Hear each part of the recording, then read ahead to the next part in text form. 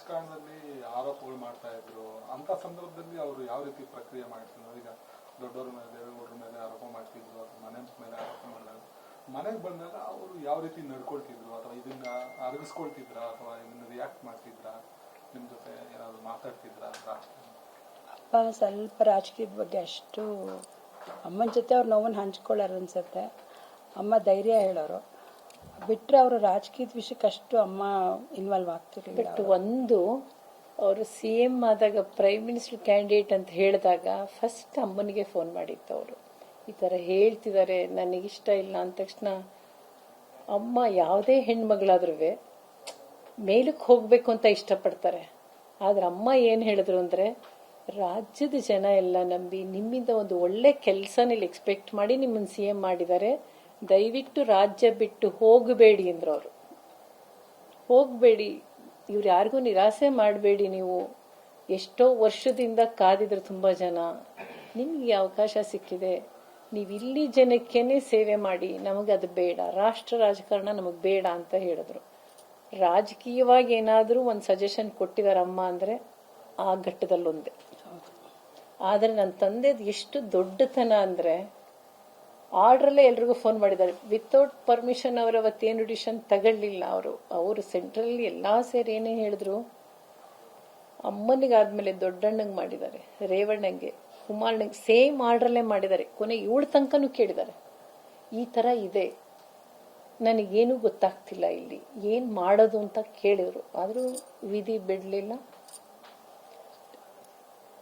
ಅದೊಂದು ಟೈಮಲ್ಲಿ ಅಮ್ಮಂದು ಕೇಳಿದ್ದು ಉಂಟು, ಅಮ್ಮ ಇದೇ ರೀತಿ ಹೇಳಿದ್ದು. ಅಮ್ಮವ್ರ ಪೂಜೆ ವಿಚಾರ ಬಂದಾಗ ಎಷ್ಟು ಮಡಿಯಿಂದ ಪೂಜೆ ಮಾಡ್ತಿದ್ರು, ಯಾವ ತರ ಪೂಜೆ ಸಿದ್ಧತೆಗಳಲ್ಲಿ ಅವಳು ಕೇಳಿ ಹೇಳ್ತಾಳೆ, ಬಿಲ್ಪತ್ರಲ್ಲಿ 3 ಎಲೆನೇ ಇರಬೇಕಿತ್ತು. ಪೂಜೆ ವಿಷಯ ಬಂದ್ರೆ ಕಾಂಪ್ರಮೈಸ್ ಆಗ್ತಿರ್ಲಿಲ್ಲ. ಅವ್ರು ಯಾವ್ದು ಬೇಕೋ, ಯಾವ ದೇವ್ರಿಗೆ ಯಾವ ಹೂವ ಬೇಕೋ ಆ ಹೂವ ಬೇಕೇ ಬೇಕು ಅವ್ರಿಗೆ. ಈಗ ಶಿವನ್ಗೆ ದಿನಾ 108, ಅದು 3 ಎಲೆ ಇರಲೇಬೇಕು. ಅದ್ರಲ್ಲಿ 1 ಎಲೆ ಉದ್ರೋಗಿದ್ರು ಆಗ್ತಿರ್ಲಿಲ್ಲ ದೇವ್ರಿಗೆ. ಈ ನಮ್ಗೆ ಈ ಇದ್ರ ಮಾಸ ಬರ್ತಿತ್ತು ನೋಡಿ, ಮಾರ್ಚ್ ಟೈಮಲ್ಲಿ ಎಲೆಗಳು ಉದುರು ಬಿಡ್ತಾ ಇತ್ತು. ಅವಾಗ ನಮ್ಗೆ ವಸಂತ ಋತು ಮುಂಚೆ ಇರ್ತಿರ್ಲಿಲ್ಲ, ಎಲ್ಲ ಎಲೆಗಳು ಉದ್ರೋಗ್ತಿತ್ತು. ಅಮ್ಮ ಸಿಗಲ್ಲ ಅಮ್ಮ, ಎಲ್ಲಿಂದ ನನ್ಗೆ ಗೊತ್ತಿಲ್ಲ, ನಂಗೆ ಬೇಕು ಬಿಲ್ಪತ್ರೆ ಅಷ್ಟೇ, ನನಗೆ ದಿನ ನನ್ಗೆ ಬಿಲ್ಪತ್ರೆ ಇದೆ, ಪೂಜೆ ಮಾಡೋಕ್ಕಾಗಲ್ಲ. ಅಂತೂ 365 ದಿವಸನೂ ಬಿಲ್ಪತ್ರೆ ಬೇಕಿತ್ತು, ತುಳಸಿ ಬೇಕಿತ್ತು, ಗರಿಕೆ ಬೇಕಿತ್ತು. ಆಮೇಲೆ ದೇವಿಗೆ ಮಲ್ಗೆ ಹೂವೇ ಬೇಕು.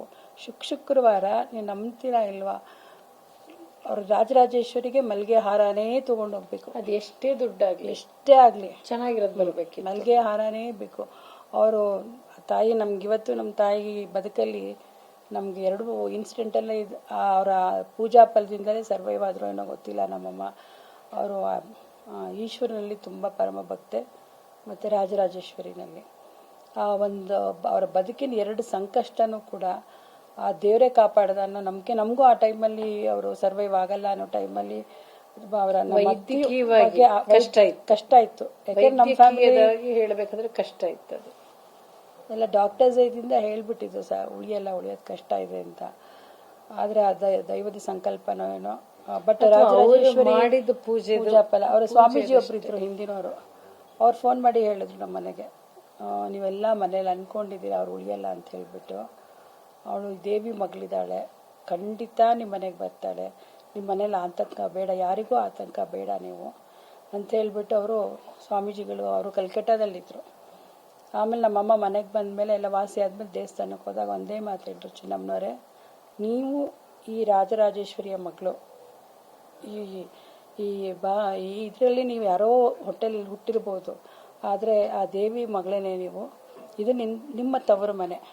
ಈ ತವ್ರ ಮನೆಗೆ ಬಂದರೆ ದೇವಸ್ಥಾನಕ್ಕೆ ಬಂದಾಗ 1 ಲೋಟ ನೀವು ಮಜ್ಜಿಗೆನೋ ಹಾಲು ಕುಡ್ದೇ ಹೋಗ್ಬೇಕು ತವ್ರ ಮನೆಯಿಂದ, ಹಂಗೆ ಹೋಗಬೇಡಿ ಅಮ್ಮ, ಹೋಗ್ಬಾರ್ದಮ್ಮ ಅಂತ ಸ್ವಾಮೀಜಿ ಹೇಳೋರು. ಅವ್ರು ಇರೋ ತನಕ ಅಮ್ಮಂಗೆ ಬಿಡ್ತಿರ್ಲಿಲ್ಲ ಅವರು.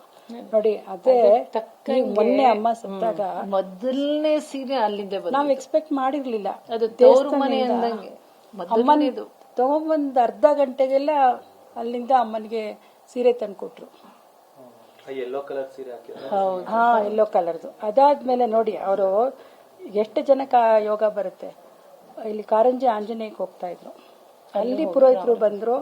ಅವರು ಅಮ್ಮನಿಗೆ ಇದು ಕೊನೆ ಸೀರೆ ಸೀತಮ್ಮನವ್ರ ಅವ್ರ ಹಸಿರು ಸೀರೆ ಅಮ್ಮನವ್ರಿಗೆ ಇದು ಸೀತಮ್ಮನವ್ರಿಗೆ ಉಡ್ಸಿರೋ ಸೀರೆ ಉಡ್ಸಿ ಅಂತ ತಂದು ಕೊಟ್ರು. ಆಮೇಲೆ ಇಲ್ಲಿ ವೆಂಕಟೇಶ್ವರ ದೇವಸ್ಥಾನಕ್ಕೆ ಹೋಗೋರು ನಮ್ಮಮ್ಮ. ಅವರು ನೋಡಿ ಅಮ್ಮ ಇದು ಕೊನೆ ಸೀರೆ ಅವ್ರಿಗೆ ಕಳಿಸಿ ಅಂತ ಅಂದರು.